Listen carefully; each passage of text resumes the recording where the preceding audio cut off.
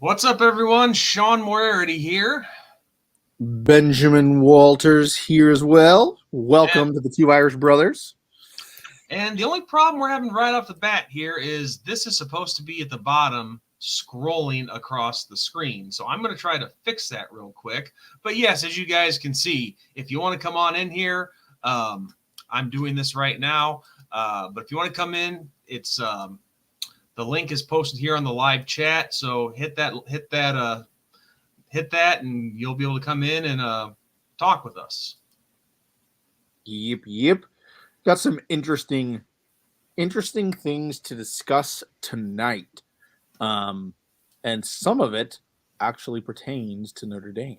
So, why wouldn't there be anything Notre Dame on this channel? Right. I don't know. I really don't know. These two schools in particular definitely affect Notre Dame and potential decisions down the road. So we shall see. But there it goes. Now we're in business. Oh yes. Once you get that ticker at the bottom there, here we go. Yeah. Yep. Oh hey dude. I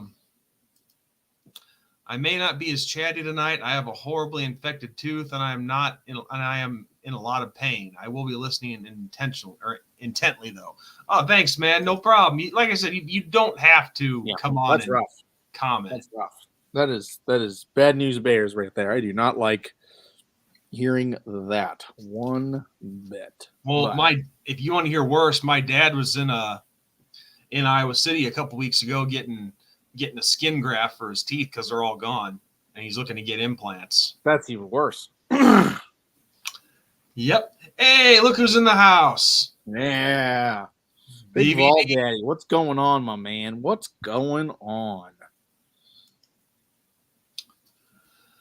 His stream's going to be starting up soon, wouldn't it be? Yeah, his starts pretty soon. 7:00, something like that. My two favorite Irish bros. I hope so.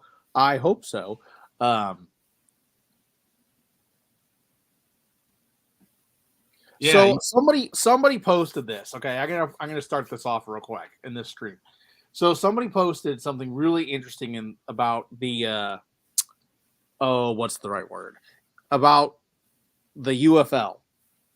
Have you noticed how many starting quarterbacks in the UFL there are right now that are from an SEC team? I never really thought of it like that. Like I never really put two and two together. But we have 2 Ole Miss quarterbacks, Alabama quarterback, a Tennessee quarterback. So it's like, who's the Tennessee quarterback that's in the UFL? Oh, I can't even think of his name. He's really obscure. Vol Daddy would know him if we said his name, but I don't even think Vol Daddy knows that he's playing in the UFL. We'll see. Who's Tennessee quarterback? He says he's got it at 8. Well, here, let me pull it up. Hold on. Because one of my buddies posted. He's from Tennessee, and he's a diehard Vols fan. So let's see. I got to find it. Sportsbook, what's up? UFL. We're doing pretty good, man. Hope you're doing good too. League. UFL rosters. Let me find it. Right. Well, it sounded like from the way my buddy was acting that he was just absolutely awful in his time at Tennessee. And there's a reason that he ended up leaving the program. So I maybe would not base your decision off that. Well, it's not Luis Perez, is it? No, it is not Perez. I didn't think he went to Tennessee because obviously McCarron went to Alabama.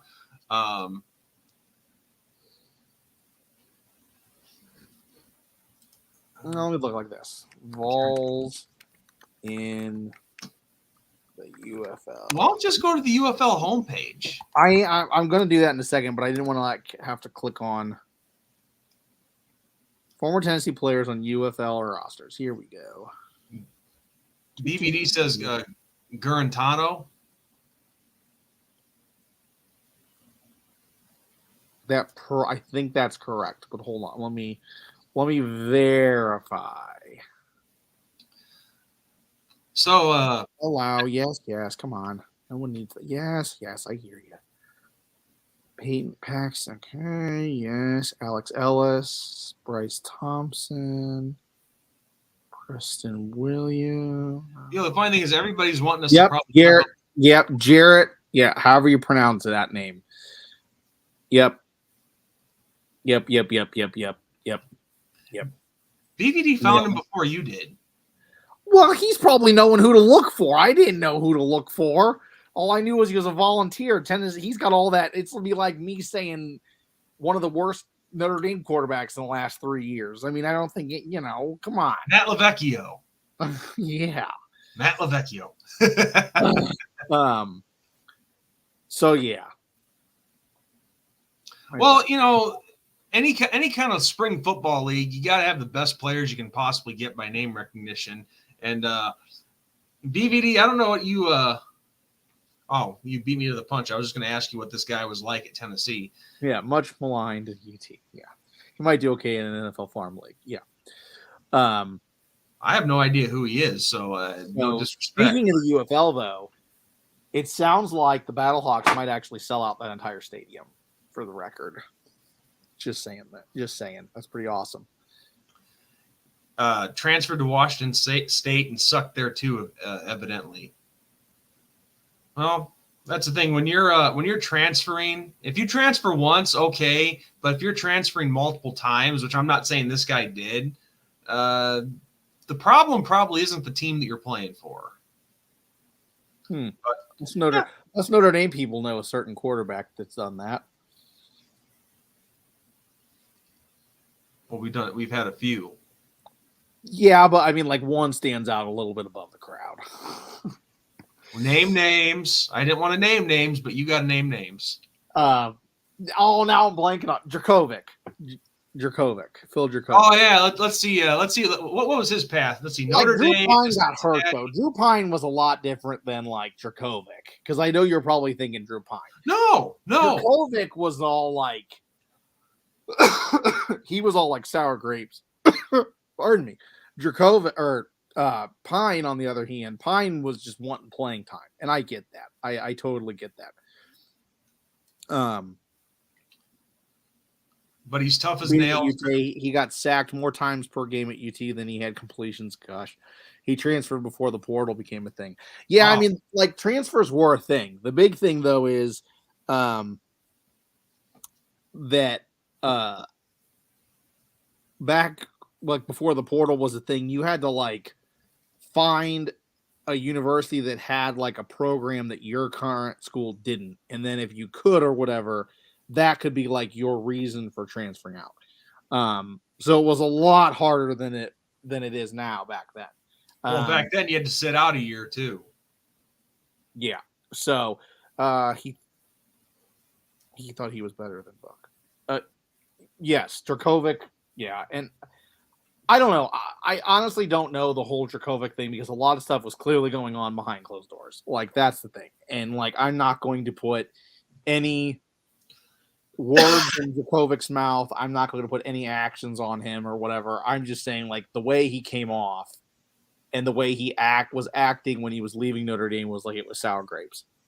I don't know. And then he was very much injured at Boston College. So like a Pine situation in that regard.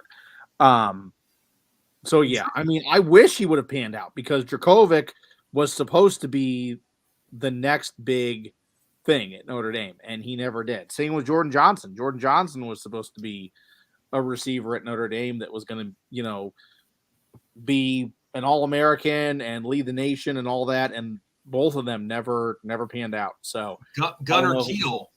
I don't know if it was a Notre Dame thing. I don't know if it was a them thing. I don't know if it was a combination of the two. I don't know.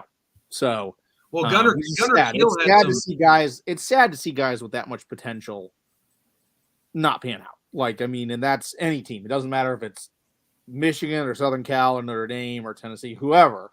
It stinks seeing guys that are being labeled as the next big thing just not work out. So. Well, it was kind of the same thing with Gunnar Kiel when he was there, because Gunnar Kiel had some noise behind him too, because his uncle, the late Blair Kiel, he was a starter at Notre Dame in the early '80s. But yeah, BBD says, shit boys, I got to get my show set up. I will talk to you soon. Have a great show, and most importantly, go Vols. All right, out of respect for you, we'll say go Vols, but go Vols. Go Irish. Go Irish to you guys. Go Vols. maybe let Rocky Top, Tennessee. Maybe let some people know that we're live here. Just if they want to do some back and forth. Yeah, share the wealth. But yeah, he was never going to beat out Ian Book. He was salty. That's why he left. I'm pretty sure. I remember he took some shots on social media towards the end. I don't remember the Ian. I mean, I remember the Brian Kelly thing for sure because I remember like that whole thing. I don't remember Ian. I mean, would it surprise me? No, and I hate saying that, but no. But yeah, I'm 7-sub. Whoa! Hey, buddy. Well, there you That's go. Awesome. I need to go make some alternate accounts or whatever and just get you there. Sock puppet accounts. I think that's what they're technically called. Yeah. Get like my wife to subscribe or something, get him another quick sub. But I think I still have a couple of my ex's numbers that I could call. Speaking of which, I need to know if my wife subscribed to Arch. No, I'm kidding. Well, BBD, we're like 40 some odd subs away from 1,000, and we're on our 4th year. Yeah, so we're on pace of the BVD pace. Well, that's just the two of us together. I think between both my 2 channels, my individual and ours, I think I'm now finally just over 1,000. Yeah, but let's talk about a big one. Let's get some big news going, okay? Ben, I'd like to talk about a big one, Ben, but this is a family show, and I want to stay dressed, okay? Oh, come on, that was funny. So we have now 2. I mean, and it's a little bit past due. Like, I know this has happened a little bit ago, but okay, we'll talk about it here on our show. Clemson has joined Florida State in suing the ACC. I gotta address this real quick. I only had 2 individual channels. There's Sean Power, or Big Sean Power 10. Big Sean Power. I remember that was like your first, yeah. Yeah, and then ND Sean 45, and then but those are the only 2 other accounts that I had, individual accounts. But I know it probably seems like it though, so I can't blame him. But go ahead, Ben. Please continue. I'm sorry. Well, Clemson has officially joined. This was a minute ago. It was in the middle of March when this happened. Clemson has officially joined Florida State in suing the ACC, and it's a whole thing. And this is another cog, another wrench, however you want to call it, in potential realignment. This affects Notre Dame. Okay, like this is a big effect for Notre Dame. Florida State's on our schedule. Florida State has been on our schedule for a number of years now. We see them pretty consistently, and same with Clemson. Clemson has become a staple on the Notre Dame schedule, and Clemson has been a very solid opponent. Florida State's been up and down, and Florida State's trending in that direction now, like Clemson, where they are a very solid, formidable team that we will face year in, year out. If Clemson and Florida State bounce, let's do some hypotheticals, okay?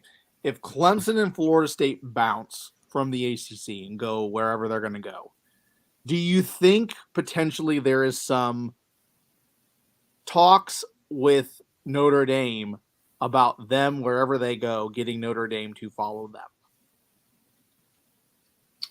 I don't know. I can definitely say that it would be intriguing to Notre Dame, but at the same time, Pete Bavacqua, who replaced Jack Swarbrick as our athletic director, he just made a comment stressing the importance of Notre Dame's independence. Mm-hmm. Now, I know. Here's the thing: any athletic director we've had in recent history, Swarbrick and Kelly before him, and I forget who the other ones have been. But they were all about independence. But at the same time, to be fair, college football is a business. And I don't care who you are, whether you're Notre Dame and about keeping independence or any other powerhouse that's in a conference, you're going to want to make money. Yes. So I could see that possibly happening if the price was right and if the deal was right. But I think in the end, independence is going to prevail. Yeah. But if they want to offer Notre Dame a deal like that, and Clemson and Florida State could entice Notre Dame with something really awesome, I have a feeling that Bavak was going to keep an open mind to it. Yeah. Yeah, I think the big wrench in that whole scenario, if that was a scenario, because these are all hypotheticals. This is no breaking news channel. This is not us knowing something that nobody else knows. This is just strictly hypothetical. The biggest wrench, in my opinion, is the Big Ten. And the reason I say that is because now that the Big Ten has expanded further, they've added yet another rival of Notre Dame's to their conference, which is Southern Cal. So, I know that obviously recruiting has a huge thing with schedules and conferences and all that. Obviously, there are teams that have made moves into this conference or that conference to help themselves recruit. Obviously, Notre Dame is a huge brand. Okay, they are one of the biggest brands. They're not the biggest if you want to go by strictly statistics and numbers and all that in college football, but they are easily in the top 5, top 10, however you want to call it, when it comes to brands. So recruiting for Notre Dame isn't going to take much of a hit or a leap if you join like the ACC or if you were to join the Big Ten or, whatever. But that is a key component. So I don't know. It's interesting seeing what's going on with Clemson and Florida State. And I know that Florida State was very, very upset over the snub in the playoffs this year. And I mean, obviously, we're not the right people to give insight or an opinion on that because we don't root for Florida State. I mean, that's the bottom line, Right. And there are very few times I think either one of us actually legitimately want Florida State to win a game. But Clemson, on the other hand, Clemson's interesting because Clemson has started to become a little bit of a rival, if you will. Yeah. They've never really – they don't have that vibe that Florida State does with us fans. You know what I'm saying? Like, does that make sense? I think so. Like, I mean, Florida State, like, we don't like Florida State. Okay. No. I mean, I think most Notre Dame fans, if you say, like, who do you dislike? Obviously, like Michigan, Southern Cal, Michigan State. Yeah. Ohio State, depending on the year and stuff. But Florida State's kind of up there with USC, Michigan State.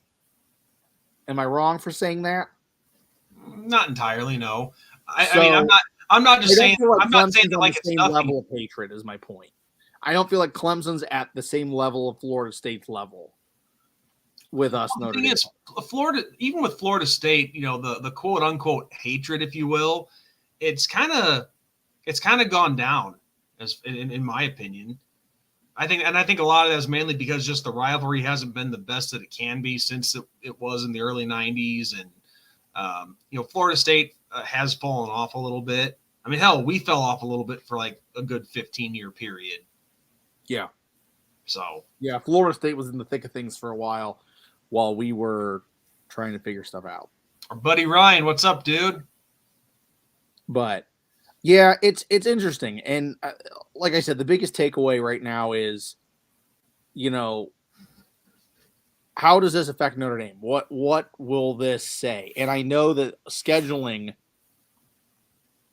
and when I say I know, I think it's more of an assumption. I should say it's an assumption. I would assume that Florida State and Clemson have some, not leeway, but like almost say in the Notre Dame schedule, if that makes sense. And what they're doing kind of makes Notre Dame go, okay, let's see what we can do. Because if they jump from the ACC, Well, like it'd be kind of currently we have deals with the ACC. I mean, everybody knows that. That's like officially official, you know. So if they bounce, let's say 2025, they're not in the ACC anymore. Okay, what does that do scheduling wise? It's going to make it tougher. Well, because I mean, like we have to have X amount of ACC teams on the schedule. So now, who do we kick off or who do we add? I mean, like obviously you're going to keep Southern Cal. Southern Cal's been on our schedule every year except for COVID for the last 50 years, 60 years, whatever it was. So you don't kick them off. Now you have all these other ACC teams that you have to put on or keep on. So it just makes sense. You got to remember Stanford's one of those teams now too. Right. And I was literally getting ready to say that because now Stanford's one of those teams. So it'll be really interesting to see what happens with Florida State and Clemson. It'll be really, really, really interesting. Well, I don't know. I mean, it just seems ridiculous, but I mean, I understand Florida State's reasoning because, they did everything that was asked of them and they were left out of the Final Four, and Clemson, I don't know. Does it primarily come down to money? Would you say? I think right now everything comes down to money. I mean, I understand the business aspect of things, but sometimes I just wish a lot of these teams and these conferences would just, in a way, not entirely, but just shut up and play. Yeah. Well, see, and here's the thing: Clemson comes from South Carolina, okay, and South Carolina is not booming. You know what I'm saying? Like, there's a big difference between South Carolina and California. Well, obviously. I mean, California could be a country, economic-wise, So, and obviously Southern Cal is a private school. So Southern Cal, I mean, the money aspect with Southern Cal is way different than the money aspect with Clemson. So, and Florida State's on another level too than Clemson. Because once again, look at the state, so I think it does come down to money. And that's the unfortunate truth of that matter. And I don't know. Well, it's funny is like you would think that a playoff expansion, for 12 of these first 2 years and then possibly 14 after that, you think that would solve most problems. But apparently not. Yeah. Yeah. What I wouldn't give to be like a fly on a wall in some of those talks behind closed doors. Oh, I'm sure they probably get interesting. I mean, so. Well, real quick, guys, anybody who wants to come on and talk to us for a couple minutes, here's the link. Of course, you can see that message in the ticker below, but it's probably good just to keep posting the link so it doesn't get lost.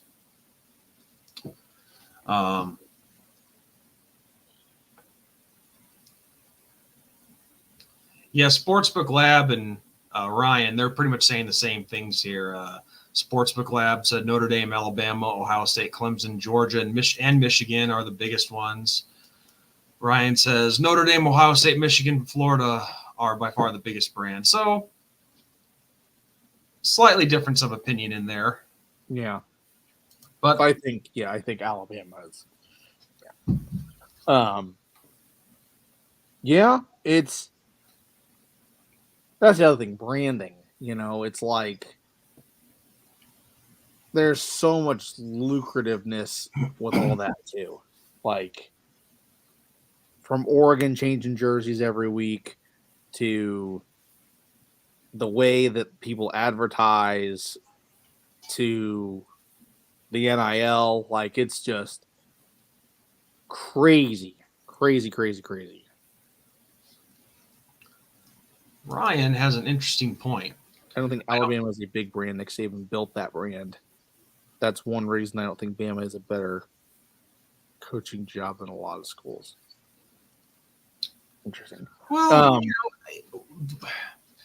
you got to remember one point before Saban came there. They Alabama was a school that was on probation for I think like 5 years. Yeah. Well, that didn't. Yeah. And I'm not saying Alabama hasn't been good since, but the two biggest tenures in Alabama, hands down, Bear Bryant and then Nick Saban. Yeah. The two tenures that stand out. Yeah. So he's kind of right. Like they haven't always been, as far as brand goes. I mean, yeah, everybody knows that the Alabama Crimson Tide, but when you compare them to other times in their tenure, which he just beat me to the punch on,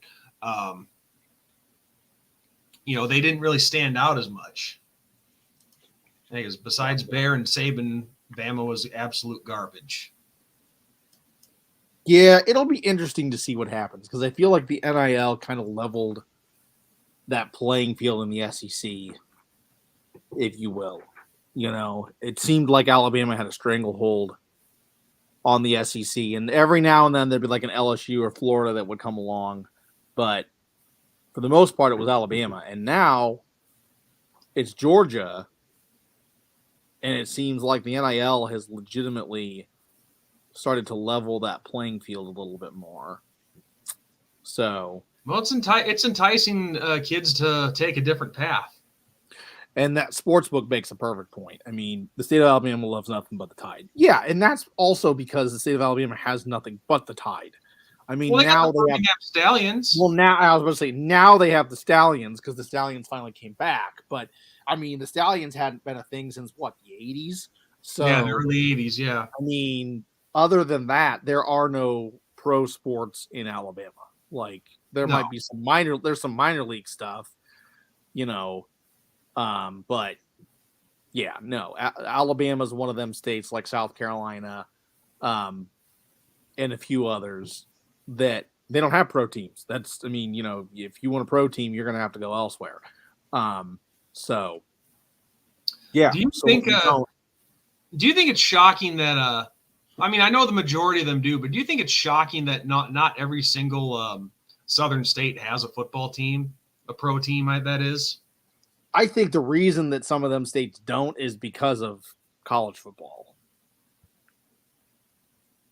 No, I'm just saying. I mean, in a perfect world, like if you want me to like really drop like some bombs, okay, in a perfect world, I think like every state should have at least one pro team. Like NFL wise, there should be 50 pro teams. Point blank, period. And you have 50 of them. Every state has one that represents that state and all that. You know how nuts that would be? Like, could you imagine like the insaneness that would be that? And I'm not like, that's just a crazy tinfoil hat comment, but like that would be nuts. When you get to the Northwest though, and like the Dakotas and Montana and Idaho, that'd be kind of tough, man. Be fun. No, it'd be fun, but like those places, like their football team is a college. Like North Dakota, it's NDSU. South Dakota, it's SDSU. Yeah, the Jackrabbits, and then Montana's the Grizzlies. So they don't have a pro team, so they've made their university like their pro team. That's Idaho, it's Boise State. So like Alabama, it's the Crimson Tide. Like, and obviously, the Crimson Tide's been phenomenal. But, and like Ryan brought up, Nebraska as a brand. Nebraska, it's the Cornhuskers. Like Iowa, it's the Hawkeyes. And depending on the year, the Cyclones. Like.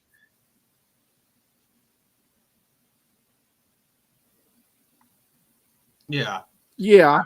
I will say this, those Nebraska fans, I will give them all the credit in the world because Nebraska has, they've pretty much sucked since they joined the Big Ten.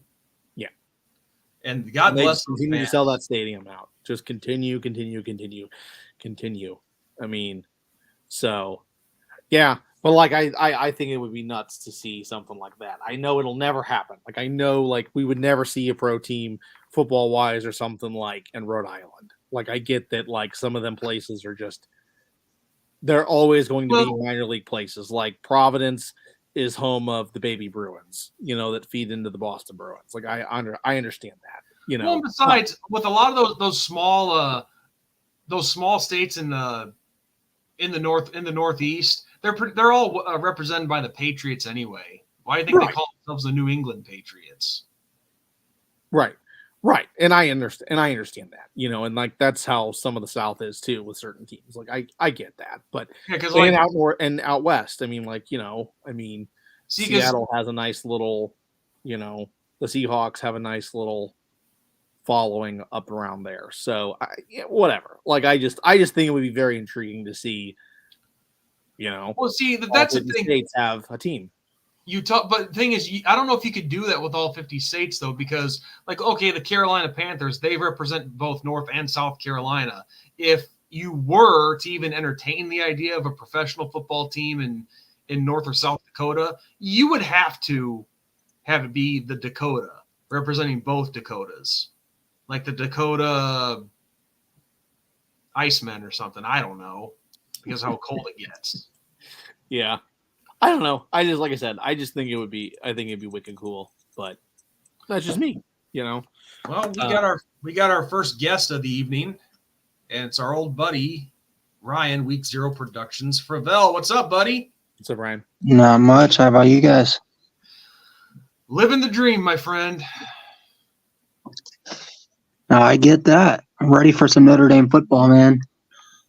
Mm-hmm. Same here. This is gonna sound crazy, dude, but I just when Notre Dame basketball isn't in the tournament, and I'm talking the men's here, and then women's athletics, I don't really follow anyway. This is kind of a bum point for me. So that's why I focus a hell of a lot on the UFL. Yeah, I mean, obviously, I know you guys aren't big lacrosse guys, but I'm a big Notre Dame lacrosse guy, so it's lacrosse season for me. Trying to follow. We have the number one ranked team in men's and women's lacrosse. So. Well, that's definitely Notre Dame's definitely the place to come for lacrosse. Well, and we're trying to repeat this year too. Yeah, we're trying to repeat in men's. And what's crazy is our team is I don't know if you guys have caught any of the games yet. But we've played multiple top 10 teams so far this year in Maryland, Syracuse. And our team is so good that in those games we'll have a double-digit goal lead. And then the second half, we just kind of like fall asleep, and the games end up way closer than what they need to be. That's something that's never happened in Notre Dame lacrosse history. Well, a national championship will help that, dude. Yeah, they're getting all the top recruits too. I mean, like Jordan Faison, he's killing it with the lacrosse team as well as the football team. And actually, his younger brother just committed to Notre Dame a couple weeks ago. Now is he a lacrosse player in addition to football? Yep, he got scholarships for both. Oh, okay, cool. Yeah. And from what I've heard, the younger Faison is better than the older one. So take that for what it may be. That's kind of scary if you think about it. Yeah. But yeah. I've been trying to get into Notre Dame baseball, but man, they just suck. Yeah, we lost Garrett. I mean, when you lose Garrett, he made that program a contender, and that's hard to do with a school like Notre Dame. Yeah, I'm so surprised that we didn't put up a bigger fight to keep Jared. I know that Florida State was his alumni school, That was his dream school. But I mean, you don't think Notre Dame could have been like, "Hey, I understand that's where you went to school. It's your dream job. Hey, we'll give you all the money you want just to stay here. We'll make this your dream." Yeah, we can make it feel like Florida. We can go get some palm trees, some sand. We can make it work. Yeah. No, we could not in that. Yeah. Oh. Yeah, when you lose a coach of that magnitude, this is what happens, So, and it feels like the guy we replaced him with is kind of just like, he's an okay coach. Yeah. Well, the thing is with Notre Dame baseball, from what I've seen of them, is that they are very, like, their appearances and getting to Omaha, very sporadic, and I think that's putting it lightly. Yeah, I think we can. It's safe to say Notre Dame is not a baseball school. Yeah. I mean, they produce talent, but just it's not always the most consistent. I mean, yeah, you think of guys like, Craig Counsell went there. Of course, the Shark, Jeff Samardzija. Who else was there's someone else that I'm thinking of.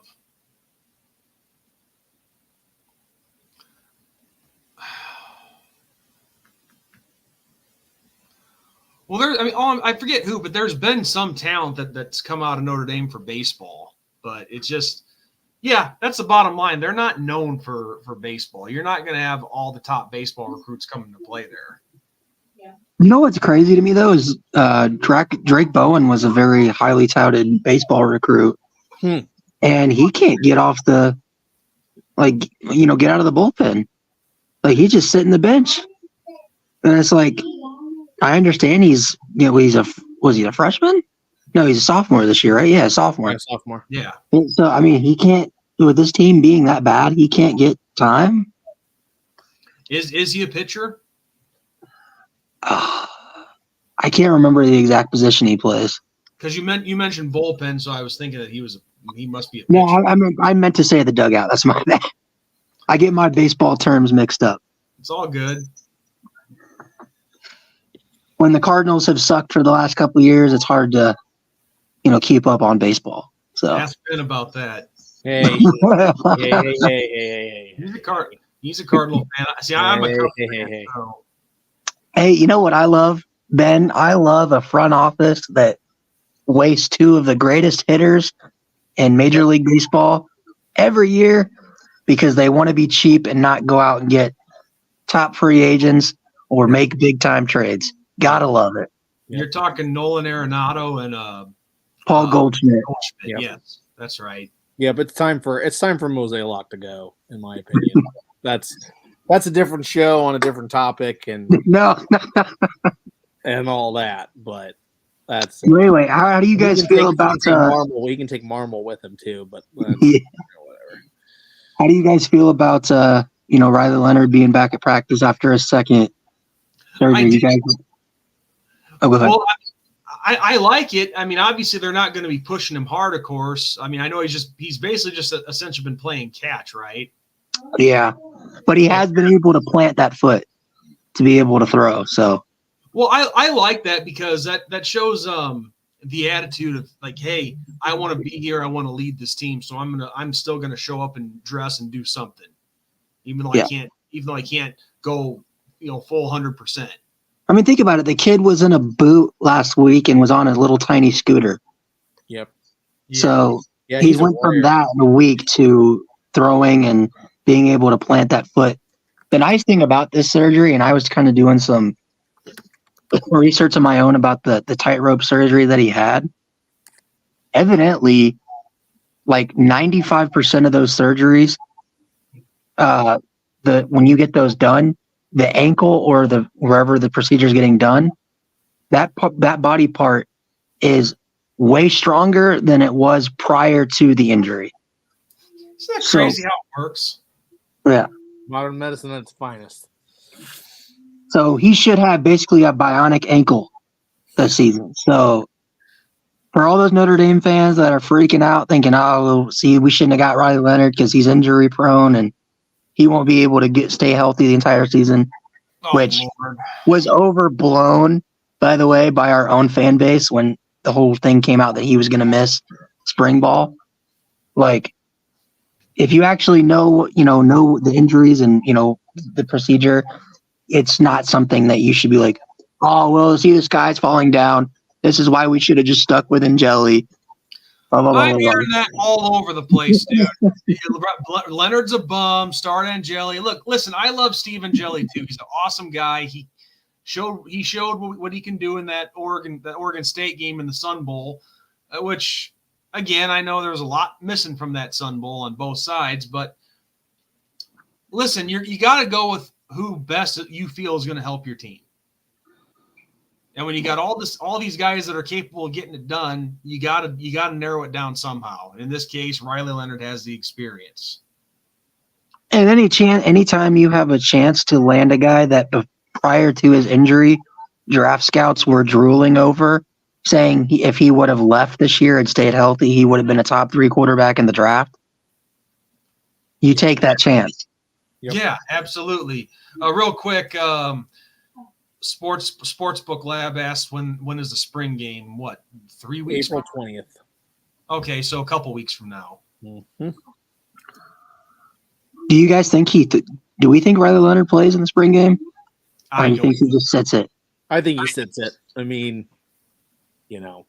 that game is nothing. I'd like to see it. I'd like to see it just to see how he plays with our receivers and right, all that stuff. But I think it's more important for him to be doing that stuff in fall camp. Yeah. Well, Yep, we said this in a recent video not too long ago, and I honestly, it doesn't bother me all that much that he's missing the spring game because I'd rather have him be 100% healthy for the start of fall camp and the start of the season. But don't get me wrong, I know how important those reps are. I'm not downplaying it, but in this particular case, with all the quarterbacks behind him and Angeli and Minchie and CJ Carr, I want to see more of those guys because they're the future. Yeah, I almost think it's like a blessing in disguise for Notre Dame. Yes. Because you're going to have a QB battle in 2025. And I think because people automatically assume, oh, well, Angeli, this is like, it's his job to lose for the second string quarterback position. I disagree because I think if the coaching staff felt that Steve Angeli was that guy and he was the guy that was going to carry them to the promised land and be their QB1, they wouldn't have felt the need to go out there and get Riley Leonard. So I think this is a good opportunity for CJ Carr, Kenny Minchie, and Angeli to battle it out. And let's see who the best quarterback is, because I think whoever wins this backup job this year, they have a leg up and a substantial lead to be the starter next year. Mm-hmm. In my strongest opinion, I think it's all being set up to be CJ's team. But you're right, though. We'll see. If Angeli impresses over Carr, then you may sit Carr and go with Angeli after this. But that's a long ways away from now, so it's way too early to call. I do think Minchie. I think Minchie. A lot of people assume Carr, but I like Minchie a lot. And from everything I've read, he's playing with the third team right now, or he's been playing with the second team because of Riley's injury. But from everything I've read, he looks like the best quarterback in spring camp so far. So I mean, he hasn't gotten a ton of time and not a lot of chances to throw the ball. So yeah, I hope he's that's good to hear because I want to see this kid get built up. Yeah, when people were comparing him out of high school to Patrick Mahomes, who wouldn't love Patrick Mahomes in a Notre Dame uniform?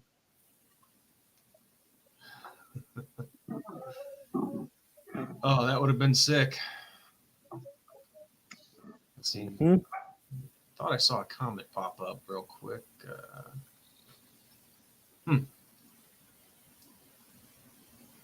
Well, oh no, Cookie Fruit here 2164, otherwise known as. This is a comment that caught my eye a little while ago when he said, I heard Book looked like Mahomes in practice. However, when game time came, he just wasn't the same quarterback. You could probably make that same comparison to the guys we have in camp now. It's possible. Although my pushback on that would be Notre Dame has never recruited the quarterback position like they have under Marcus Freeman. Right. Never. Yeah. When you got to think too with Notre Dame. I'm sorry. Go ahead, Ben. I said Holtz was the last good recruiter when it came to QB. I mean, I think Notre Dame got lucky with Brady Quinn, but yeah. Well, I'll say I think Charlie Weiss was a really good recruiter, but a terrible, coach in terms of schemes, making adjustments. Like, I think that 05 team was as good as they were, not because of Charlie Weiss, but because they just had so much talent on that darn team. Yeah. Yep. Oh, yeah. I agree. And also, this is what I've said a million times before, and Ryan, when you've been on and when we've been doing our show, you can't say it enough. Some coaches are better assistants and coordinators than they are as head coaches. Yep. And that's where, when people online always, we hear it all the time, the 1988 jokes that opposing fans like to use. And I'll have people from other teams that, well, why hasn't Notre Dame won anything since 1980? I said, you know why? Because after Lou Holtz left, we have never had a coach that was an elite level recruiter and an elite level coach at the same time. We've had one or the other. Yep. I know people are going to hate this, but Brian Kelly was the first one that fit that category. I think he was an elite level coach. I don't think he was an elite level recruiter. Yeah, he was not. He didn't mesh well with the recruits. And all I'm saying is he was a hell of a lot better than his successors in Willingham. Listen to what Mike Goolsby when he was on talking with us, what he said about Willingham. But Willingham, Davey, and Charlie Weiss. Yeah. And Kelly was better than all three of them. But you're right. You're right though. He didn't always mesh well with the recruits. And I still think, bro, if Brian Kelly, let me say this, if Brian Kelly would have put 25% more effort into recruiting at Notre Dame, we would have a national title by now. I truly believe that. I 150% believe that. Because that's how good of a coach he was. He just didn't want to put the work in that was necessary for you to get guys like a Jaden Daniels or a Caleb Williams or Baker Mayfield, Kyler, guys like that. He didn't want to put the work in to get those guys at Notre Dame. Hey, speaking of Caleb Williams, I'm glad to see that you cleaned off your nails, Ben. Yeah. You saw he had his nails painted, right, Ryan? Pink. Yep, and with the pink phone. Oh, you Bears fans are gonna love him. I'm talking about Ben. I didn't. Ben did. Yeah, I did it with my daughter last week. Of course, everybody saw Caleb Williams. Not everybody saw Ben. Mine were orange. You know what? I'll tell you what. I feel so bad for you Bears fans that got to live through Caleb Williams now. That is going to be so much drama. So much, there are going to be pictures of him everywhere wearing pink nail polish. He'll probably paint his nails F Green Bay. So, hey, you got your hand full with that. Shut up. Because that's the thing. We now know it's coming. We now know when the draft gets here, the Bears are going to pick him. He's been at Hallis Hall. He's been having dinner with the coaches in the front office and even some players on the team. So it's unless something messed up happens, Caleb Williams is going to be drafted. Nothing would make me happier than to totally see the Bears just totally pivot to Jaden Daniels or something or Drake May and just. I think you know what, Ben. I think Bears fans would like that too. Bears fans would like that. We've been conning you the whole time, dude. People would lose their minds here in Illinois. Oh my god! Like, Uh, oh, what's so funny to me is that Bears fans on Twitter, it's like they're slowly but surely coming to grips that Caleb Williams is going to be their quarterback. And what's hilarious about it is a lot of them are Notre Dame fans.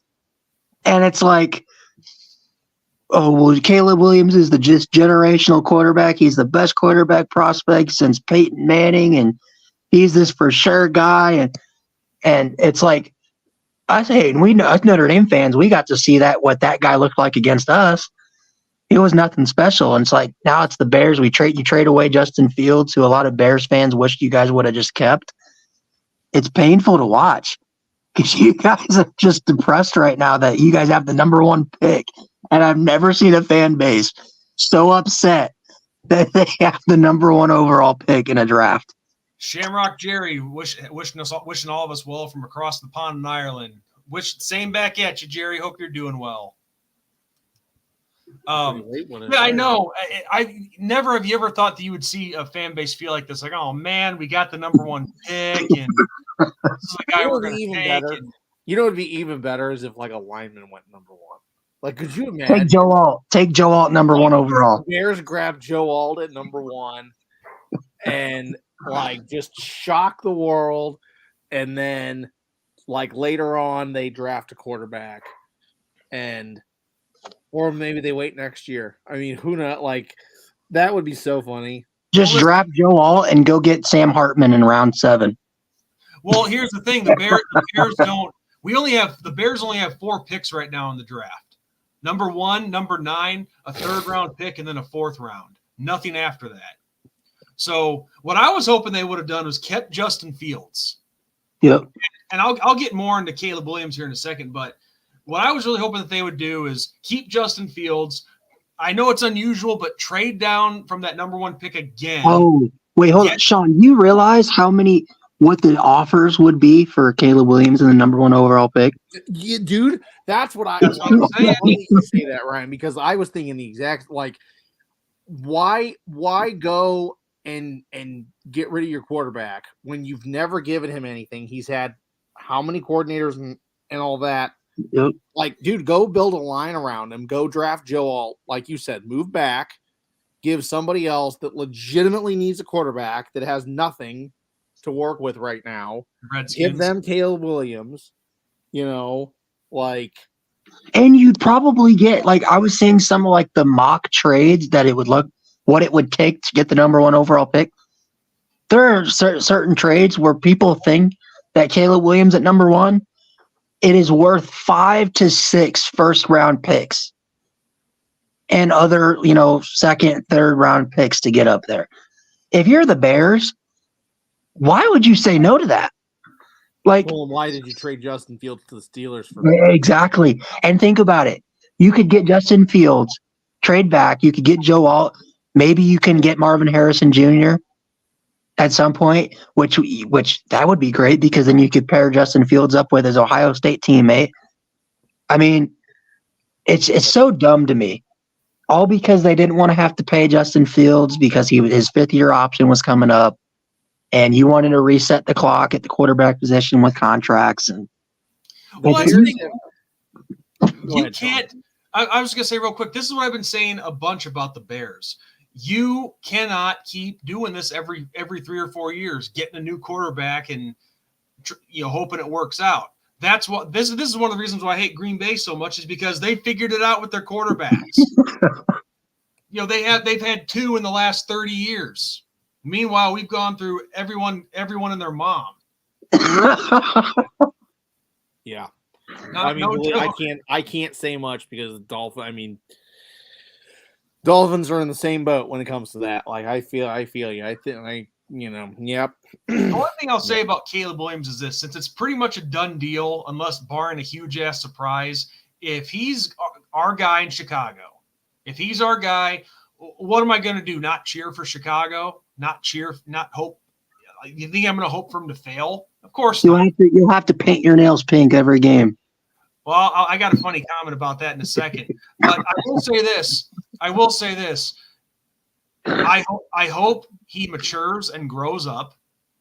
I hope he balls out.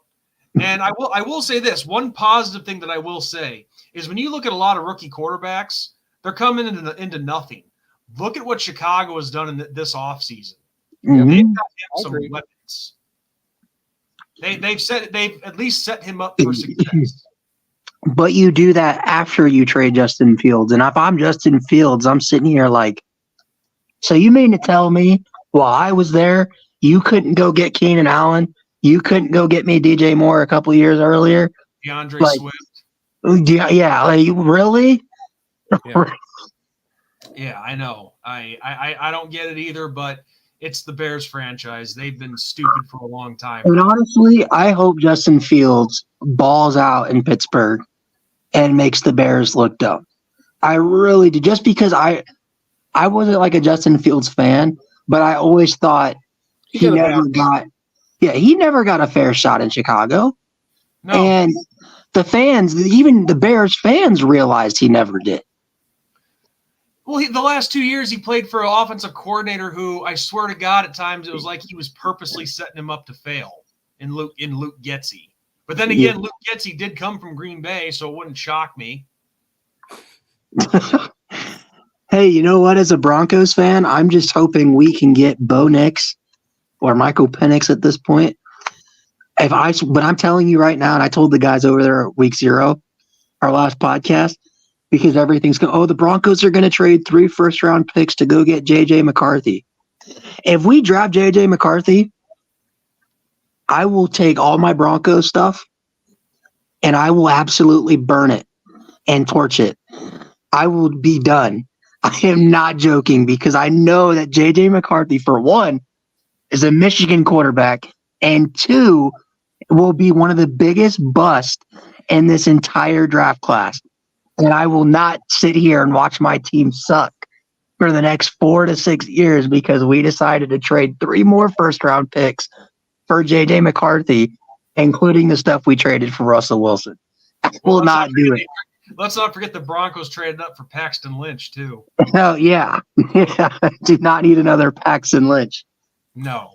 And I was going to make this comment real quick, but with going back to Caleb Williams and all his pink phone and his pink nails and all that, I can't take credit for this comment because, well, I didn't make it, but I heard have you ever heard of the show Crane and Company, Ryan?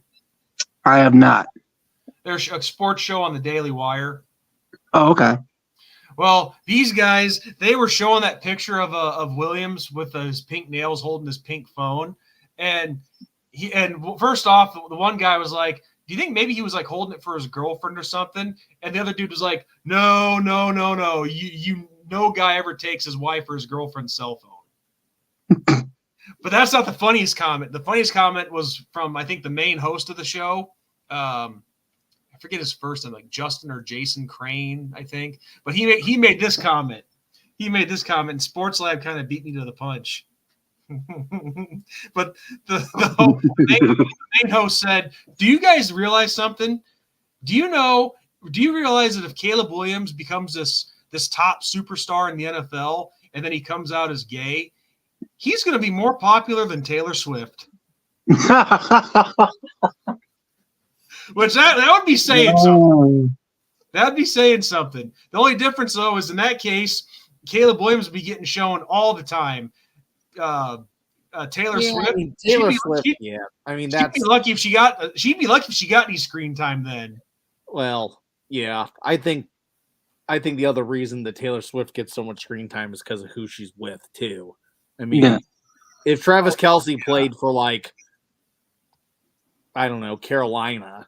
If Travis Kelce was a bum, I don't think it would be as big of a deal. Even if he was even if he was still just Travis Kelce, even if he was just this phenomenal tight end, if he was with some crappy team like Carolina, whoever, I don't think there would be as much airtime with Taylor Swift. I really don't. I think they had the perfect storm with that, where it's Travis Kelce's incredible, the Chiefs are incredible, and then it's Taylor Swift, who's like a female icon right now. So like you have the perfect recipe right now for give it another year or two after they break up. She'll be writing a song about yet another breakup. Yeah. Oh my God. Yeah. So I don't know. I think that plays a bit. And you know what though? The NFL did it right because they've gotten a lot of women interested. They've gotten a lot. They've had huge ratings increases and stuff when she's being around. So yeah, but do you think they're real? Do you think all these women that they've attracted? Do you think they're really interested in the game itself? I don't know. They just want to see Taylor. They want to see Taylor Swift. They couldn't give two shits about who's playing on the field. Like I had a buddy. I'm not trying to. I know this is probably the last thing anybody wanted to hear, but I remember on a Facebook conversation I was having. One of my friends' I was gonna say my friend's wives. No, they're not. They're not. One of my friend's wife. Fuck it. I don't know what. My friend's wife. My friend's wife. They're not in a polygamous relationship or anything. No, my friend's wife. And I use the term friend lightly because I haven't really hung out with him in years, and yeah. So anyway, that I digress. But she got all pissed off at me for saying that the focus should be on the game and not Taylor Swift, and she thought I was bad mouthing Taylor Swift. I'm like, I'm not bad mouthing her. It's not her stage. That's all I'm saying. And she goes on and says to me, well, I think it's sweet, Sean, because she's such a great role model, and it's cute seeing my daughters watch the game with their dad. I'm like, they're not watching the game. Not really. They're just watching what happens to be a game on TV, and they're hoping for a to see Taylor Swift. So like I said, they couldn't give two shits about the game. Speaking of divas, did you guys see that Chase Claypool is going to be signing with the Saskatchewan the Rough Riders? I knew he signed with the CFL. I wonder if that'll actually help him though, because I feel like Claypool. So this is interesting because, like, I drafted Claypool in my draft when he first got with the Steelers because I felt like he was going to be just an absolute monster, and he was for a minute. I think Claypool's biggest issue is that when he hit the NFL, now all of a sudden he had temptations that he never had before because he came from a tiny little place in Canada. Then he went to South Bend in Notre Dame, which is nothing. You know what I'm saying? Like, it's not LA, it's not Chicago, it's not whatever, Not much of a nightlife in South Bend. And now you go to the NFL and he's getting in trouble in Pittsburgh, which Pittsburgh doesn't have a nightlife. Much room to talk, yeah. Or Chicago or New York, But yeah, I mean, so I think that if he goes with him going to Saskatchewan, maybe the temptations are less, and maybe the focus is more on football, and maybe he actually finally becomes a dominant football player. Well, it also doesn't help when you're in a receiver room with Juju Smith-Schuster. Right. Like, I feel like when you come in as a rookie and you're in a receiver room that had issues with they had Le'Veon Bell, who had a very big ego. Antonio Brown had an ego. Juju Smith-Schuster had an ego. Hell, the guy that they just traded to Carolina, Deontay, I can't remember his last name, who was a star receiver for them because he had attitude issues. Maybe it's just a Steelers thing. Like, if you are a good receiver for the Steelers, you're going to have attitude problems. But it was so odd to me because, like, I don't remember Claypool ever being that egotistical diva while at Notre Dame. No, he wasn't. Yeah. Like, and then what was so odd to me is I remember when he got drafted, and after he got drafted and he got all his money and he started playing well, he started doing like stuff on YouTube and TikTok, and to me it almost seemed like he cared more about what people thought of him and his image. Yeah. And getting views and clicks. He cared more about being famous than being an NFL player. Right. Big Ben made him look good. Which receiver are you talking about, Lab? Claypool. He's talking about Claypool. Yeah, but wasn't a Big Ben gone? No. No, Big Ben was there. Roethlisberger to start with. Okay, I was thinking he retired before then. No, yeah, I gotta post yeah. this. I mean, too. yeah, and I agree with you, Ryan. I think that that's a lot of these guys' issues that come into the NFL. I think it's you know, the temptation's there, and then all of a sudden now it's like you got a bunch of notoriety with the money that you're making. You know, You guys are doing an incredible job keeping a straight face with the comment that's up. Well, I mean, sorry, go ahead.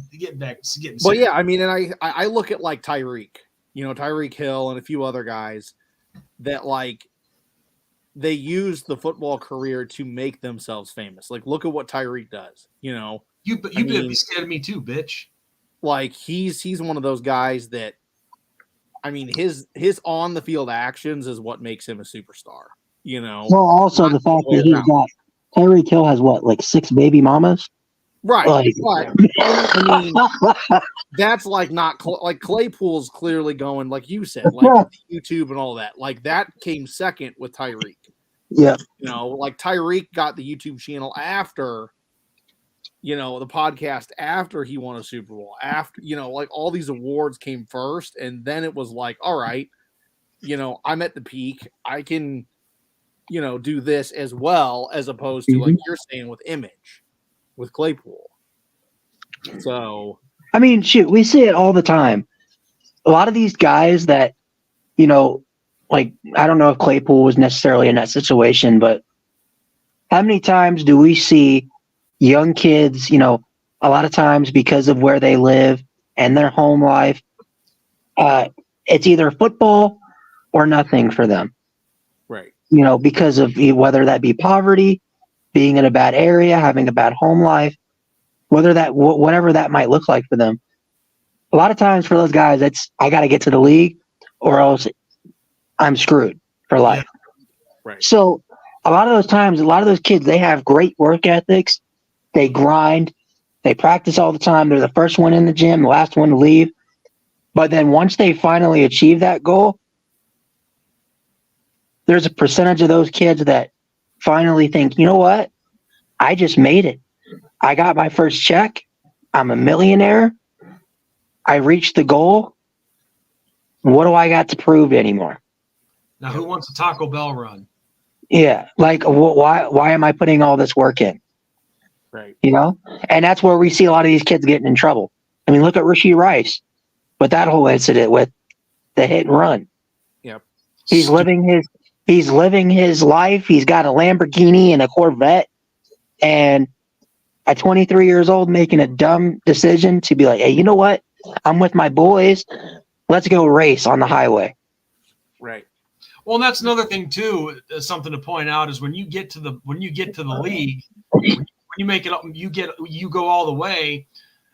Now all of a sudden, to some degree, you're in a bubble now, and you think that bubble won't burst.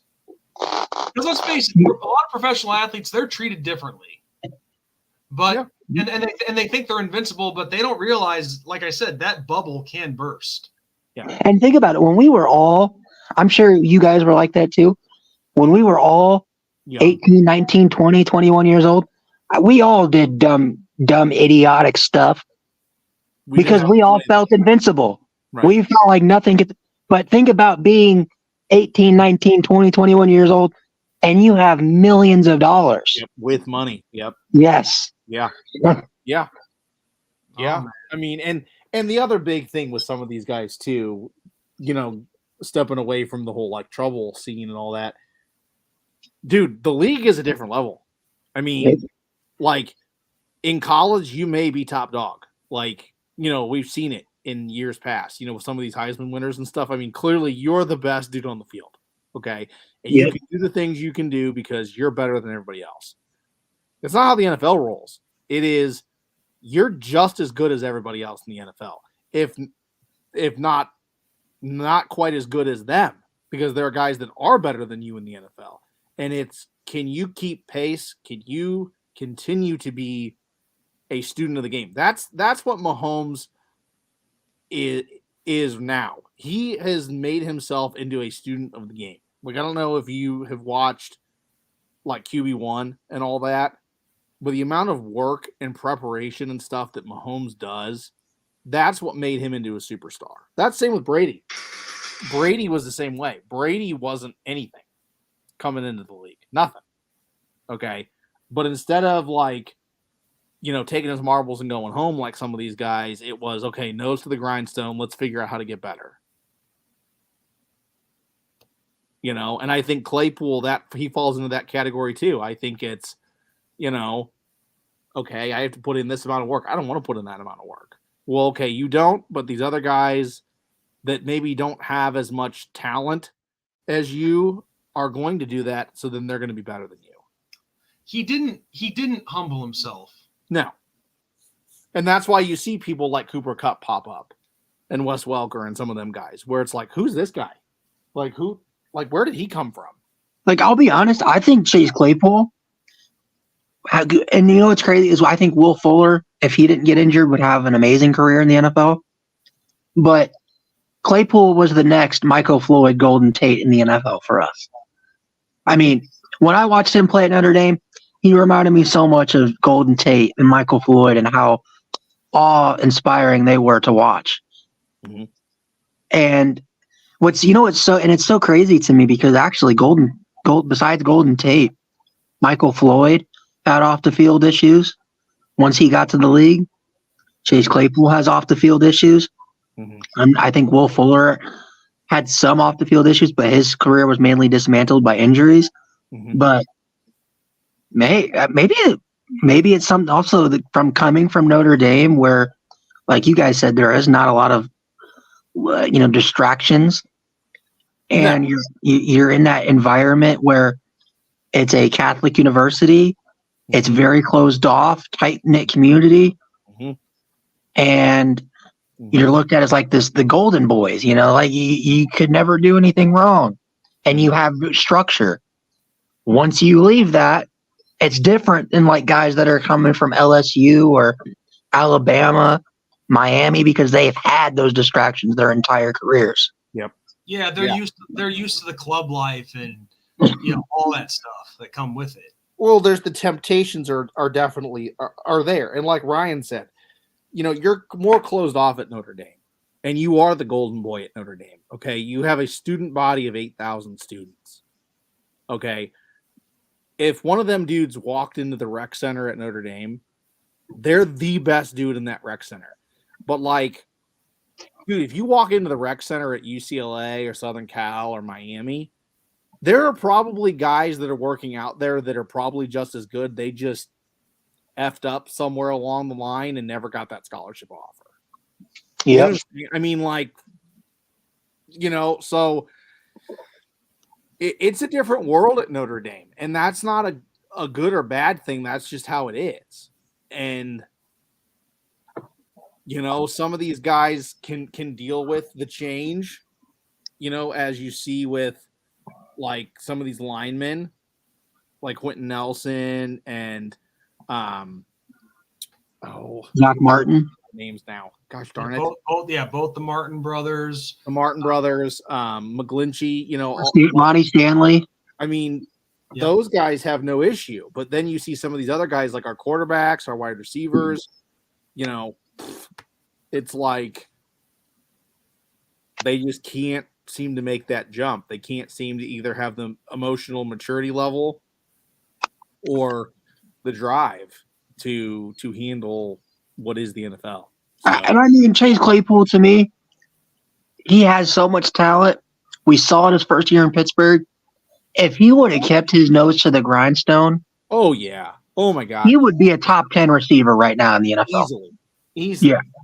He has the physical stature. He's big. I mean, yeah. Oh yeah.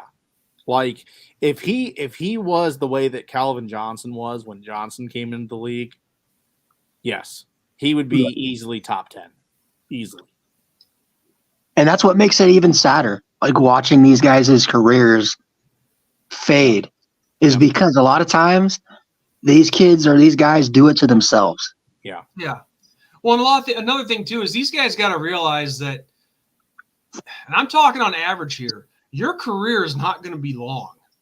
No. So you better take advantage of it while you're there. Yep, I agree. You can't. Yeah. You know, Irv Smith said it the best when he was on with us that he calls the NFL not for long for a reason. Yep. And you know what? Maybe, with Notre Dame getting a lot of these NFL kids,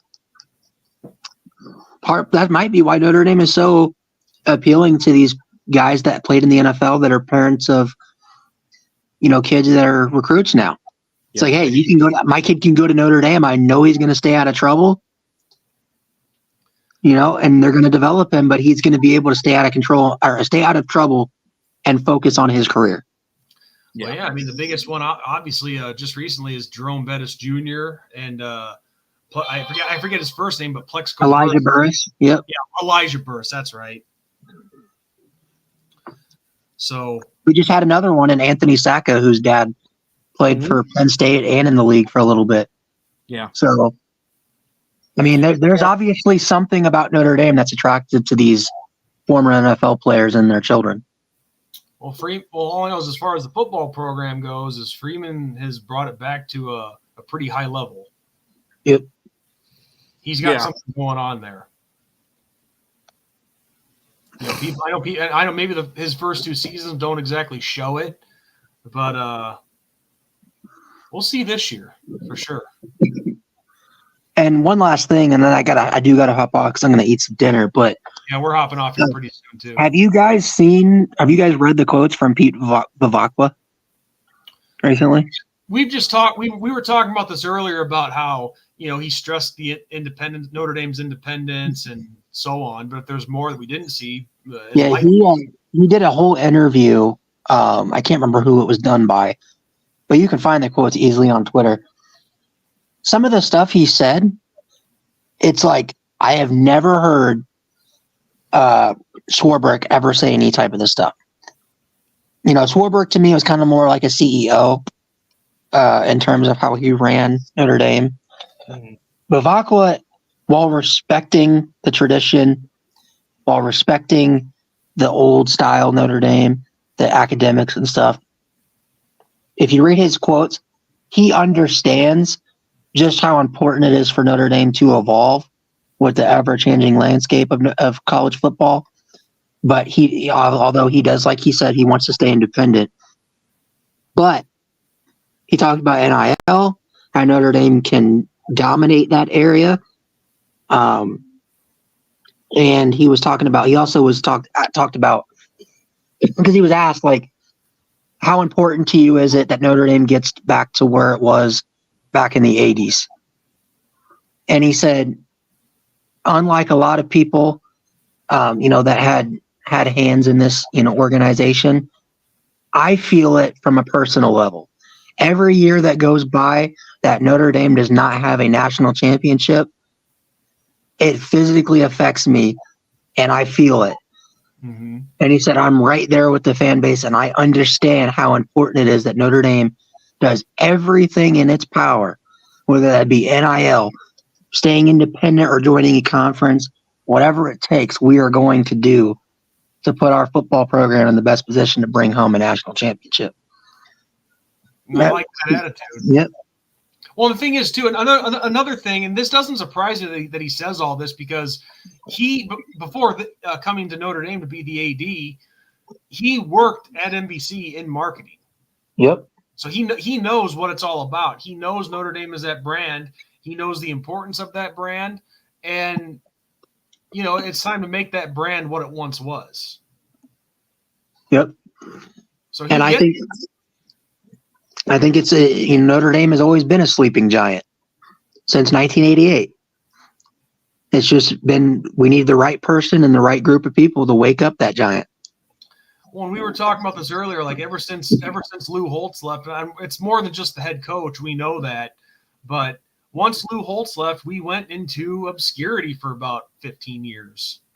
And Brian Kelly had talked about that. He had mentioned while he was at Notre Dame that one of the issues when he first got the job was he had to fight the administration a lot because, and I didn't know this, but I guess Tyrone Willingham had did an interview about it as well.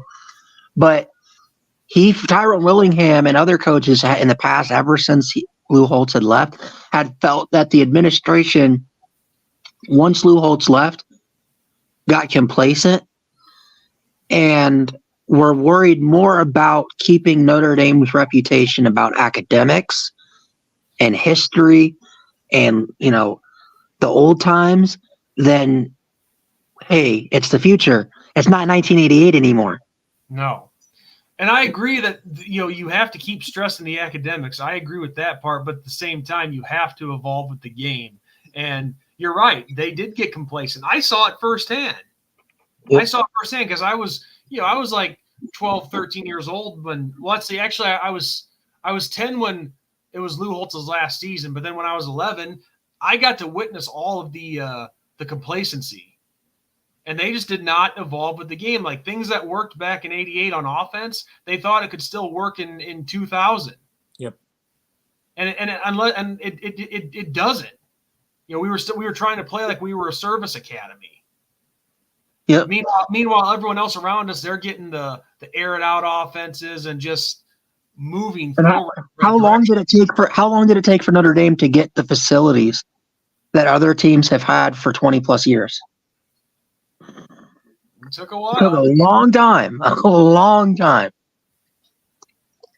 And the thing is, to entice these kids, you have to get that stuff. Yeah. I mean, think about it. Back in even 05, right? I'm a high school recruit. And I've got Notre Dame pitching me to, well, we have all this history, tradition. We won a national championship in 1988. Have them watch Rudy and all that stuff. That's all good and fine and dandy, right? But we have a scoreboard that is from 1920s. Yep. Our stadium is old as dirt itself. We don't have an indoor facility. Meanwhile, my next trip I go to LSU, and they've got these fancy facilities. Yep. Our own personalized chef. Right. They won a national championship recently. Right. They have all these facilities. They got an actual jumbotron in their stadium. Yep. Like, as an athlete, think about the difference.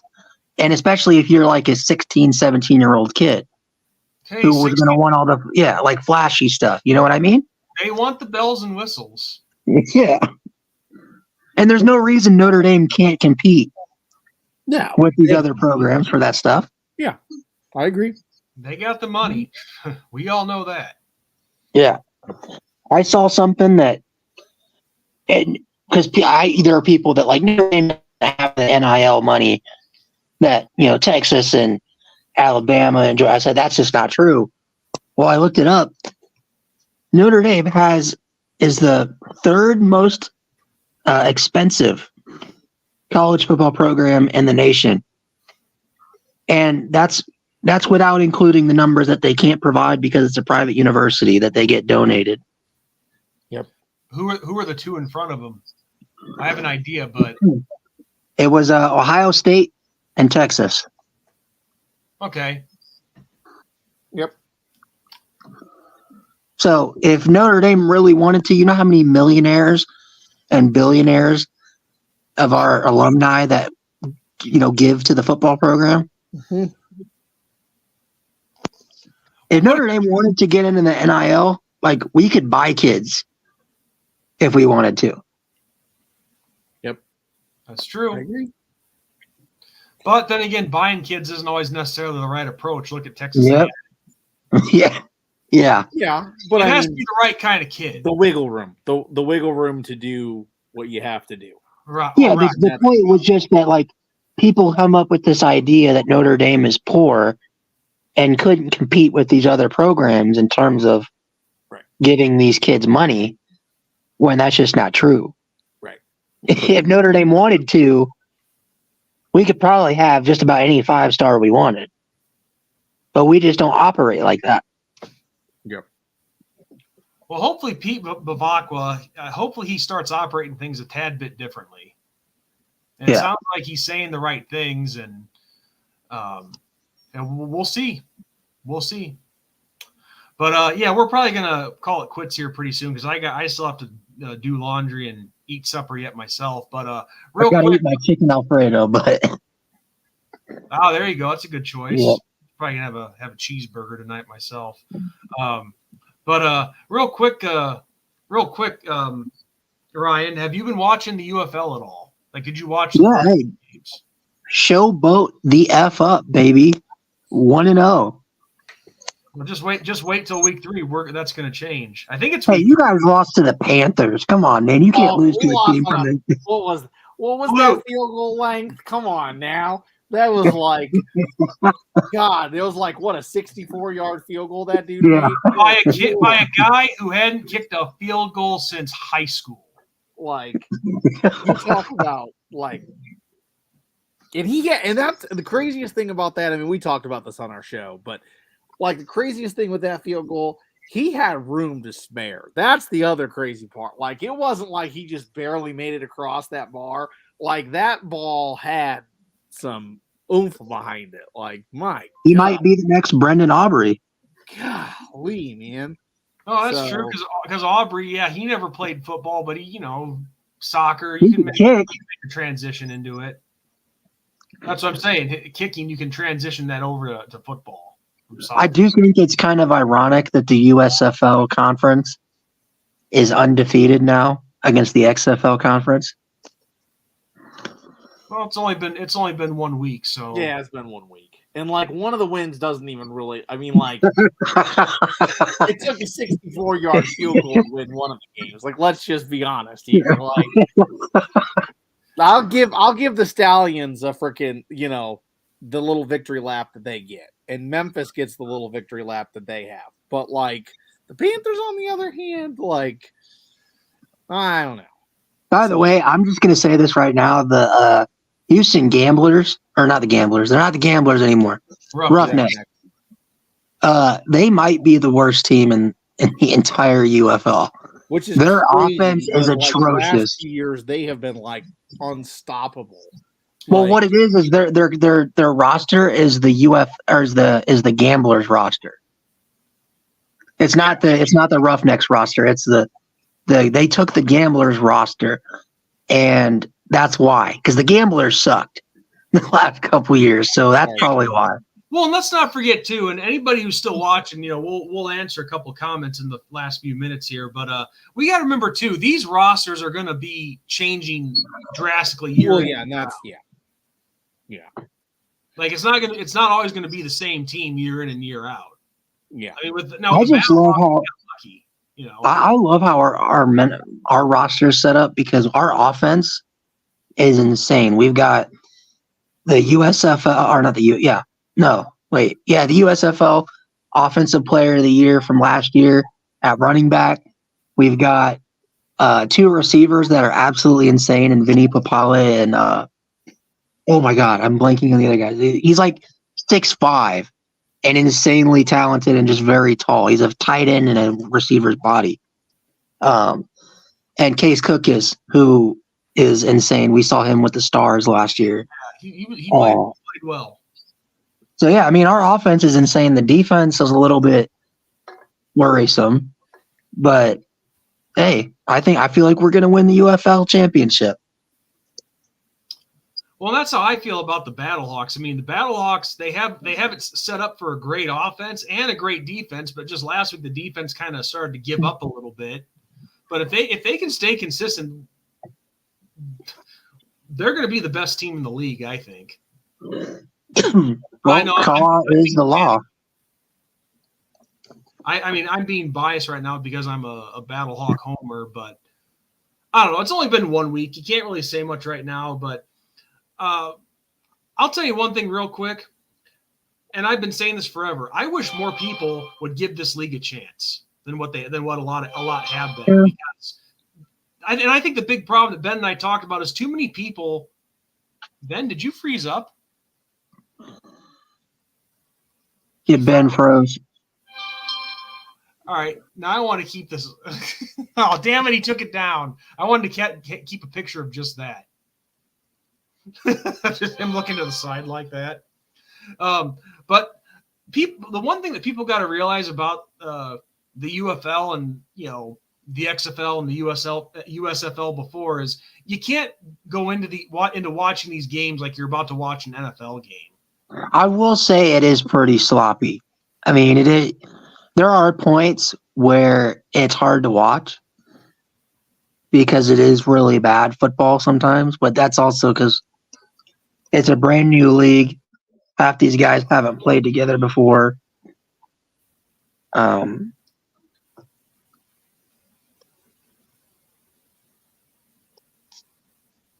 on one sec. Uh-oh.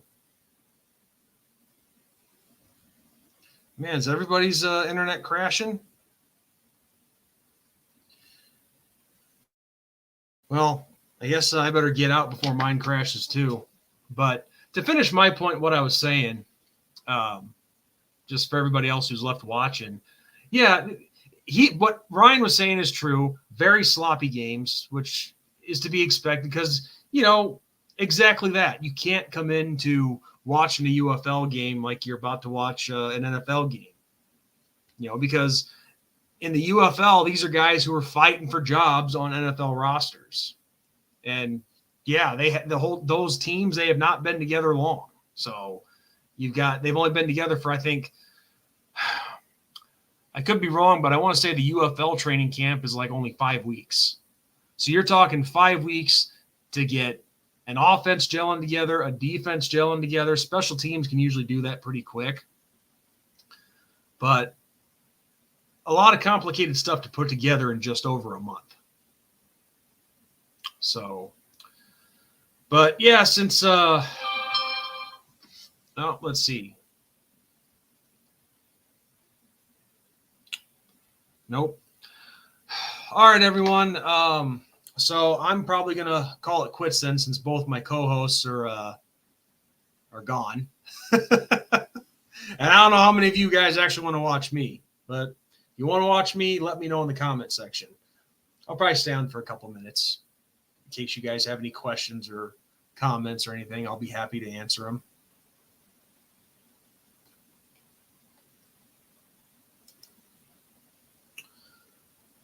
But yeah, when we get technical difficulties like this, it sucks so much. I'm actually very thankful that I live in an area that has pretty good internet access and doesn't have a lot of problems like that. Well, I guess I can take the ticker off the screen. Nobody else is probably coming on.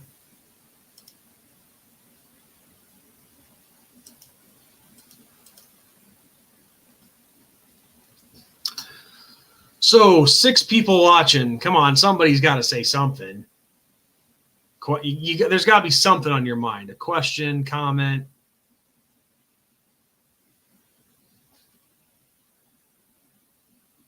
Oh, 7 people now. Sweet. Oh, by the way, everyone, if you're not subscribed to us yet, make sure you hit that subscribe tab because for those of you who don't know, Ben and I are like,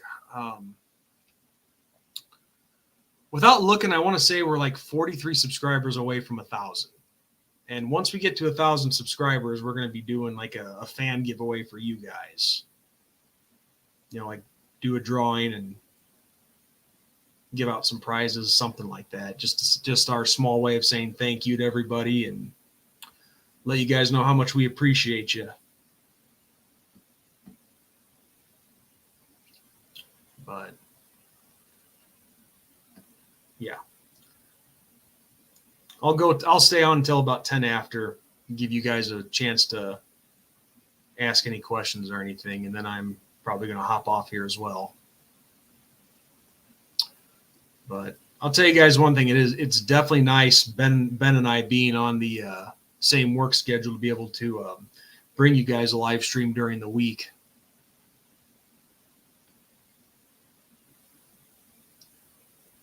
For those of you who are regular viewers, it's probably weird seeing us on here during the week. But, that's what happens when one of us works during the day and the other one works during the night. So you can't really It's unfortunate, but you have to shoot for the weekends. But I can definitely tell you guys that Ben's been pretty happy since he's been able to get a day job, not only being able to put more into our show here, but spend more time with his family, which for anybody, I'd say that's awesome.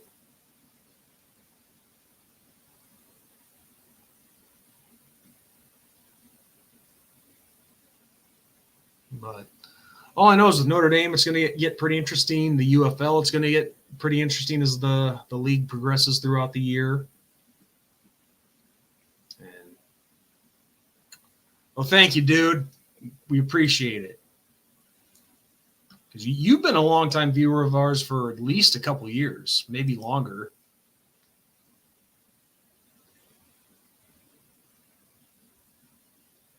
But no, we love all you guys that have given us support the past 4 years since we started this little shindig. And I can't say it enough, since joining forces with Ben, it's really great having a co-host and not going solo. That's not always fun, going solo. Not anymore. Ben might, Ryan might, but I don't. Love the Bulls, loved Michael Jordan and the Bulls growing up. But without going into too much detail, I stopped. Excuse me. I stopped watching the NBA once they got all political. It's like, shut the hell up and play. I don't care about your political beliefs and pushing all the bullshit.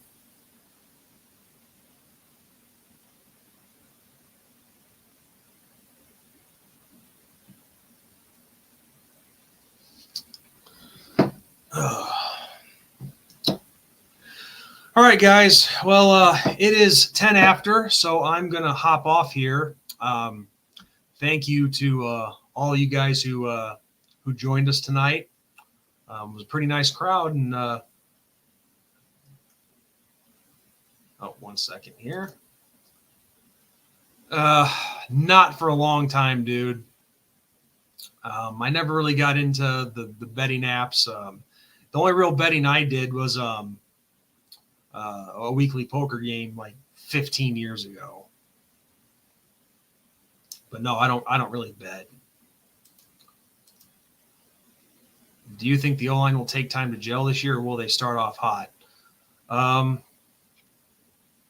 It's a good question, because the past couple of years they've kind of started a little slow.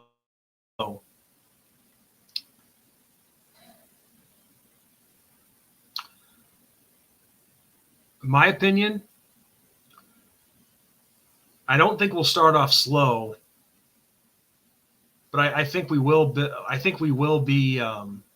It might take us a little bit, but I don't think we're going to be. We're not going to be off to a slow start, but we're not going to be hot. We're going to be somewhere in between to start off. That's my opinion. That's what I think will happen. I mean, of course, I want to start off hot. These are the things where I like being wrong on, because if our offensive line is like a brick wall to start and stays that way, hey, I will get on here and say, I was wrong, I was wrong, I was wrong. I will scream it. A lot of people do. I just don't have a lot of time for it, and nor do I have the money for it. I've never been good at it. Never been good at gambling of any type. So, all right, guys, I'm out of here. You guys all have a great night. God bless. And, of course, go Irish and go Battlehawks.